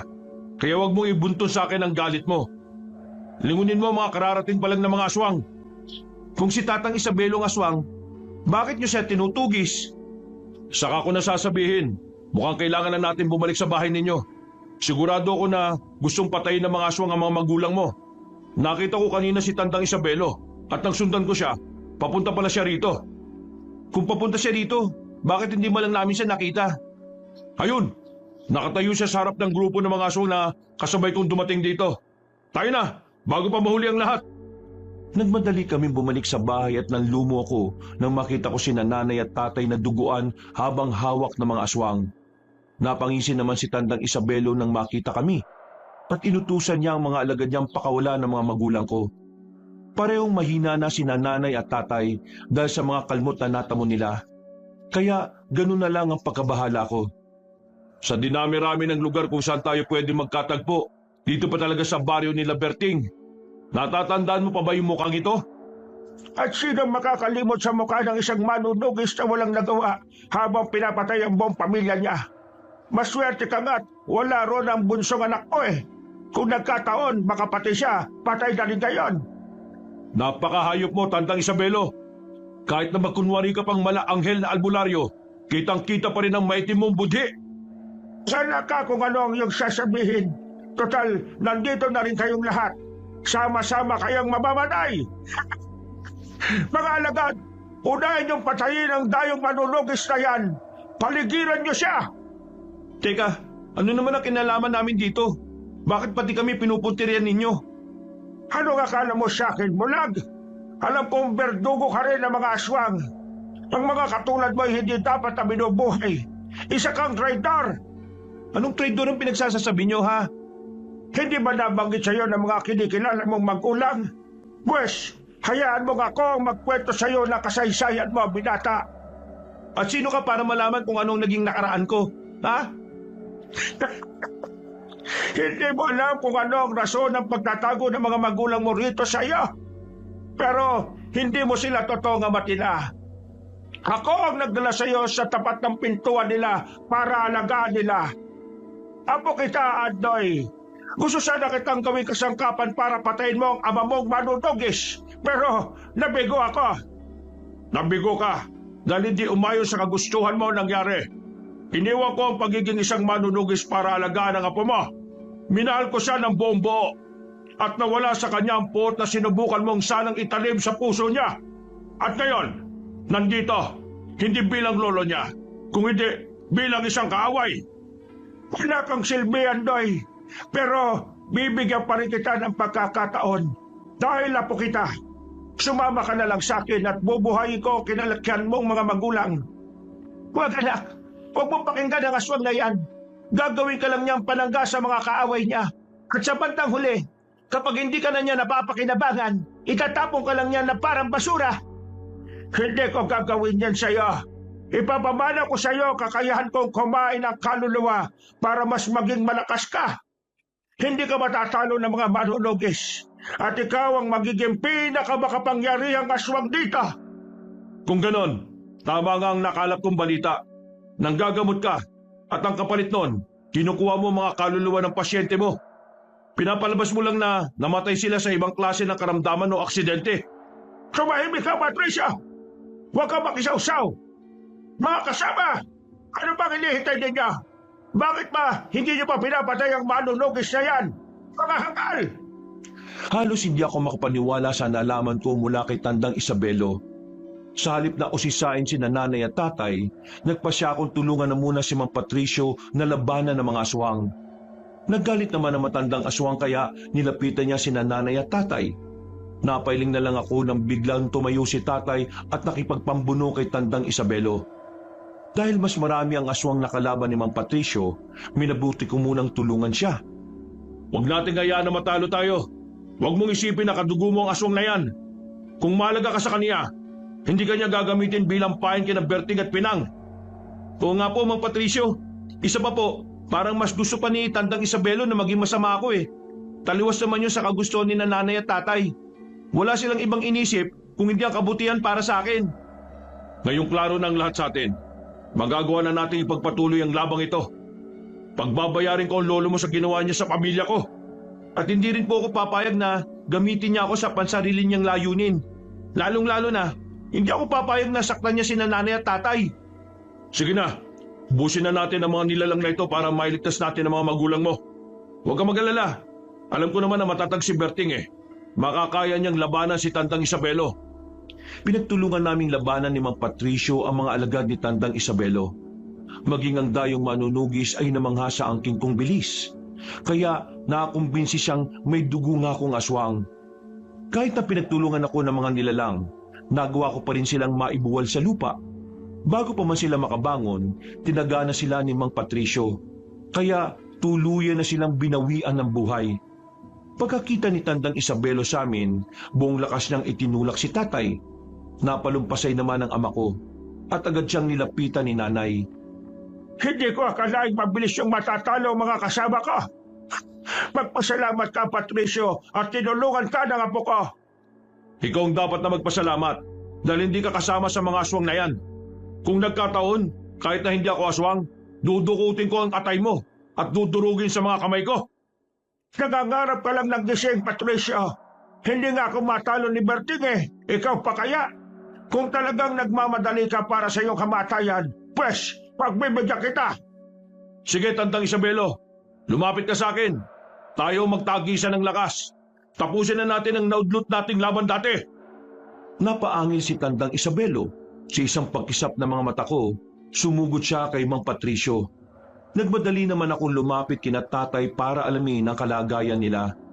Dahil may iba pang aswang na nakabantay sa mga magulang ko, minabuti namin ni tatay na labanan ng mga yon hanggang sa magawa namin silang patayin. Kapag napatay na kita, tutugisin ko rin ang anak mo. Hindi ako titigil hanggat hindi ko siya napapatay. Yan ay kung magagawa mo pa siyang makita. At kung matagpuan mo man si Oliver, alam kong hindi siya pababayaan ng mga kaibigan ko. Sila ang hahatol sa iyo ng kamatayan kapag ginawa mo yan. Nakakatawa ka, Patricio. Sa bagay, sila ang hahatol sa akin ng kamatayan dahil hindi mo yon magawa. Palibhasa, mahina ka! Mahina! Sige, tingnan natin kung ano magagawa ng isang malakas daw na aswang sa isang mahinang tulad ko. Saluin mo ang talim ng itak ko! Kahit sa direksyon mo pa yan itaga, hindi mo ako matatalo. Gaya nga ng sabi ko, mahina ka! Nasabi mo lang yan dahil ayaw mo at hindi mo tanggap sa sarili mo na makakaya kang talunin ni Andoy. Apo mo lang siya, pero mas malakas siya sa akin. Nagpatuloy ang paglalaban ni Mang Patricio at Tandang Isabelo. Samantala, inaalalayan naman namin ni tatay si nanay para makapasok sa loob ng bahay.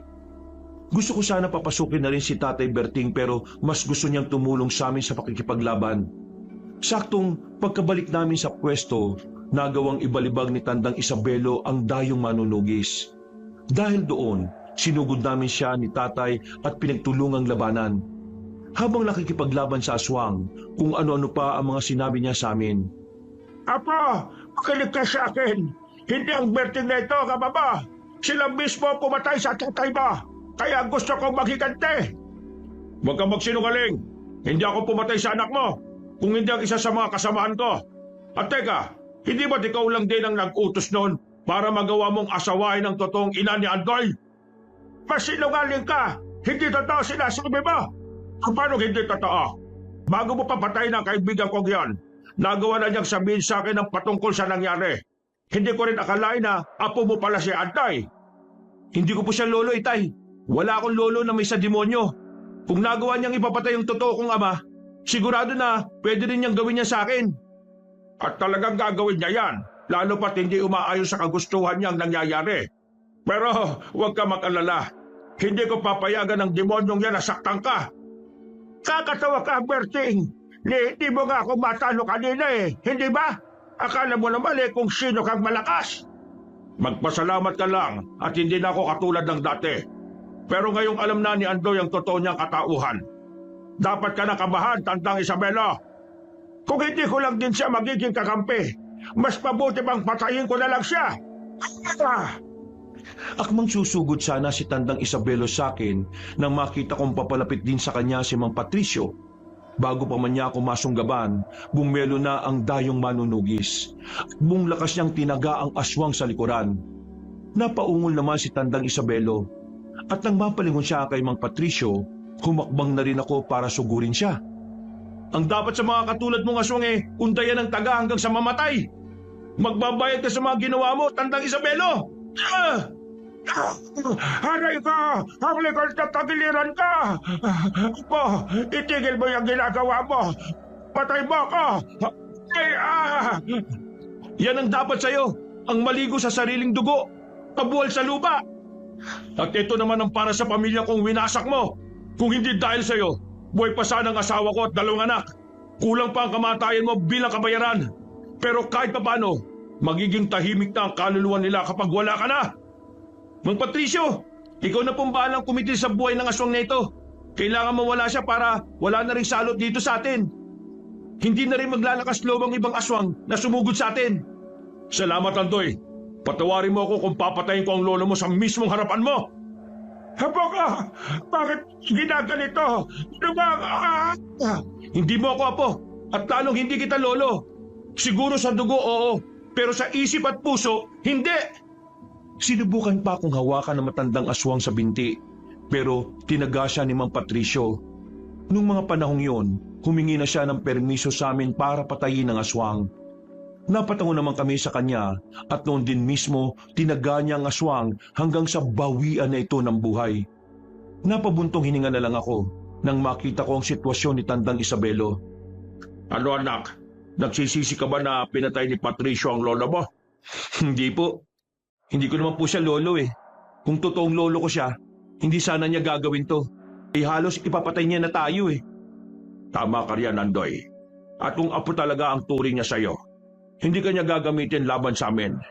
Mabuti na lang talaga, pinalaki ka namin na merong mabuting puso. Hindi ka nagawang kumbinsi na matandang yun na umanib sa kanya. Hindi naman po ako ganun katanga para kumapis sa kanya, tay. Alam kong hindi perpekto ang buhay ko. Pero ni minsan, hindi ko po hinangad na manakit na mga inosenteng tao.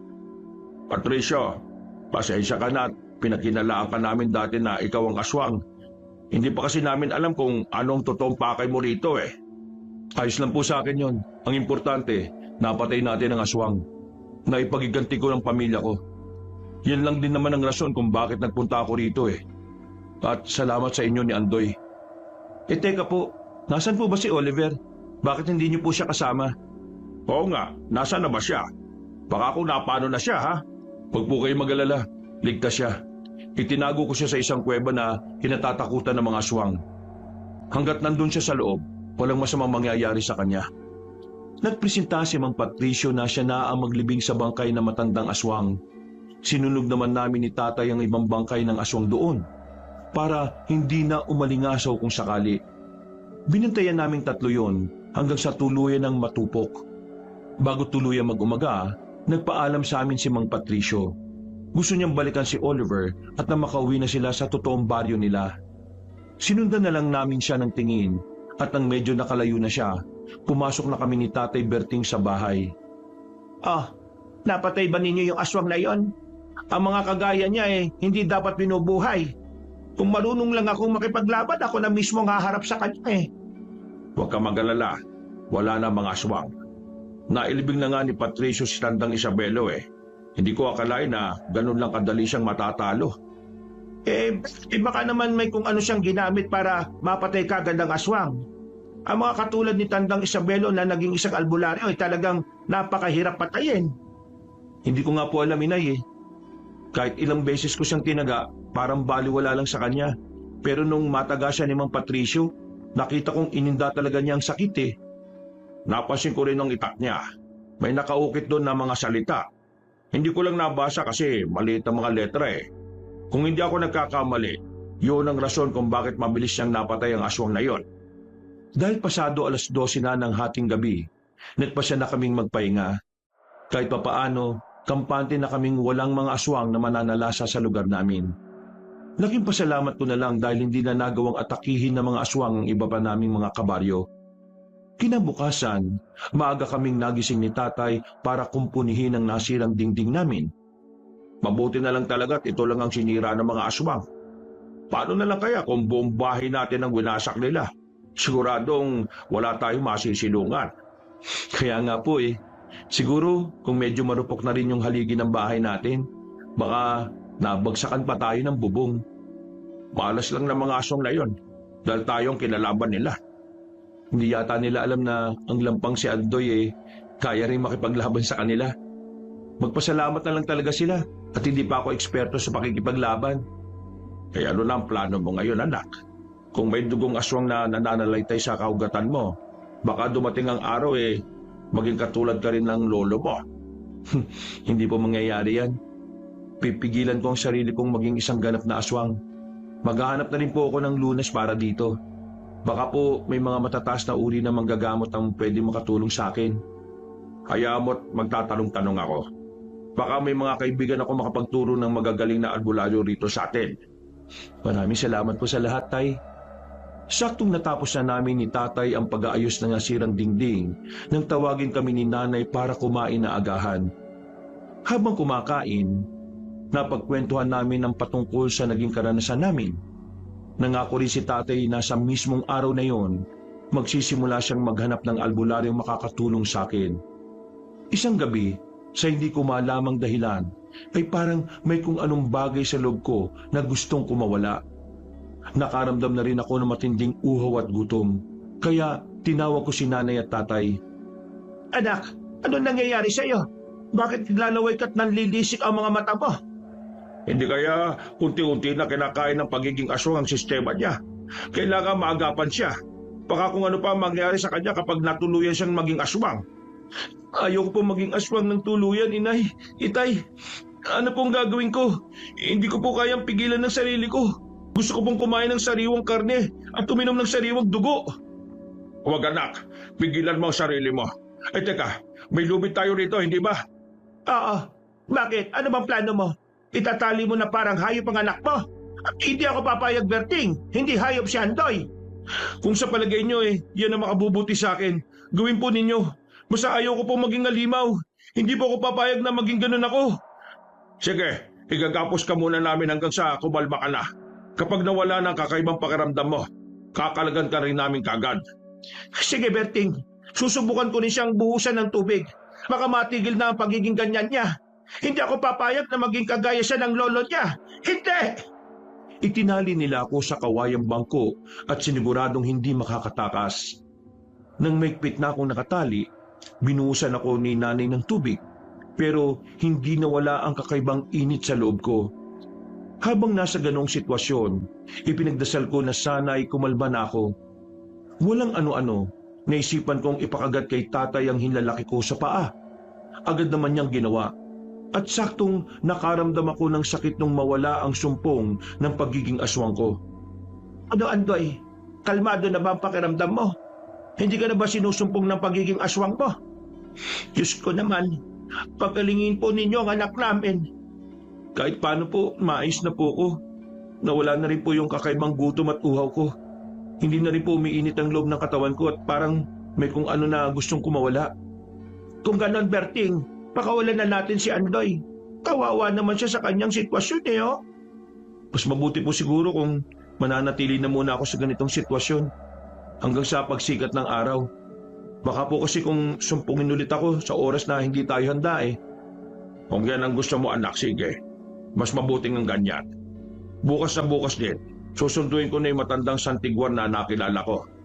Siya ang tutulong sa atin para mawala ang pagiging aswang mo. Lilinisin niya ang dugo mo para hindi ka na maging ganyan. Sige po, maraming salamat po, Tay. Pasensya na po kung nagiging pabigat na po ako sa inyo. Ano ka ba naman, Andoy? Hindi ka pabigat sa amin. Mahal ka namin. At kahit na anong mangyari, dadamayan ka namin at hindi iiwan. Dahil sa nangyari sa akin, hindi na rin nakatulog si nanay at tatay. Kinabukasan, maagang umalis si tatay.